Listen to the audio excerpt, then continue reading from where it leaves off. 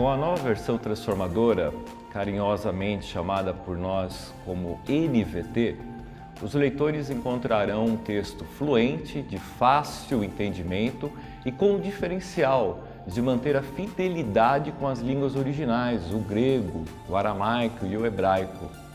Sempre foi um desafio muito grande aos tradutores bíblicos conseguir um texto fiel aos originais e ao mesmo tempo compreensível. Muitos trilharam pelos caminhos das paráfrases, mas elas não eram fiéis aos manuscritos originais e vinham sempre carregadas de inserções para explicar o próprio texto. Outros optaram por uma tradução literal, palavra por palavra, mas isso também não funcionou, pois não existem duas línguas com gramática e vocabulário exatamente iguais. Então, qual a solução? Buscar um texto que fosse ao mesmo tempo claro e fiel. E eu posso afirmar que a NVT conseguiu isso. Nas metodologias de tradução dos textos bíblicos, alguns estudiosos achavam que deveriam usar palavras mais difíceis da língua portuguesa, pois Deus é culto, Deus é um ser misterioso, complexo. De certa forma, achavam que a literalidade com as línguas originais, o grego, o hebraico e o aramaico, eram a única forma de ser fiel àquela mensagem que Deus tinha dado. É justamente nesse ponto que a NVT inova. Ela consegue permanecer fiel aos manuscritos originais, ao mesmo tempo que traz uma mensagem extraordinariamente clara. Por ser uma tradução que respeita os textos originais, não tem viés doutrinário. A NVT mantém o sabor da tradição sem deixar um gosto amargo da incompreensão na nossa boca.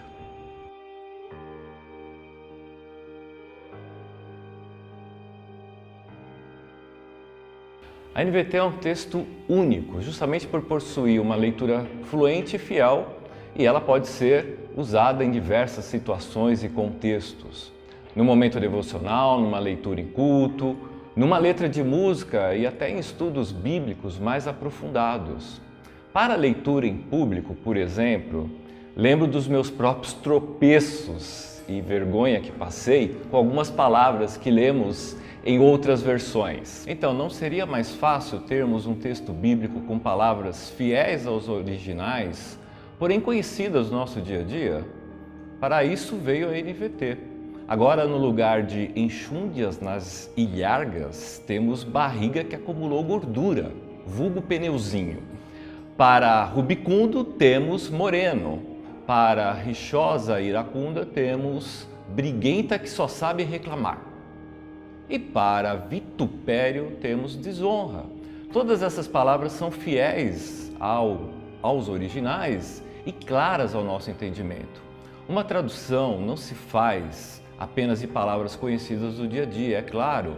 É necessário respeitar as construções das frases para que o conjunto dessas palavras faça algum sentido. Como sabemos, a língua de um povo é dinâmica. A forma como nossos avós falavam, hoje já não se fala mais. Assim, os estudiosos da NVT voltaram ao hebraico, ao grego, às línguas originais e refizeram toda a tradução. Preocupados com a fidelidade, sim, mas também preocupados com o entendimento do texto no português de hoje.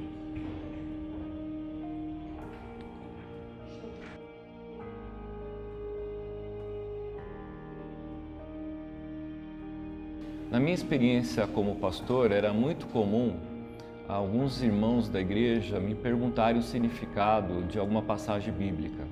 Eu sempre ficava intrigado com isso, pois não me parecia muito correta essa dependência. Claro, para mim, depois de tantos anos estudando teologia, línguas originais, era mais fácil entender algumas passagens. E o que eu fazia então para esses irmãos? Era explicar o mesmo texto com outras palavras. Mantinha a fidelidade original, porém sem complicar com o português arcaico ou com uma estrutura de frase traduzida de forma literal. Isso me tirava um tempo precioso para ministrar a aplicação do próprio texto na vida daqueles irmãos.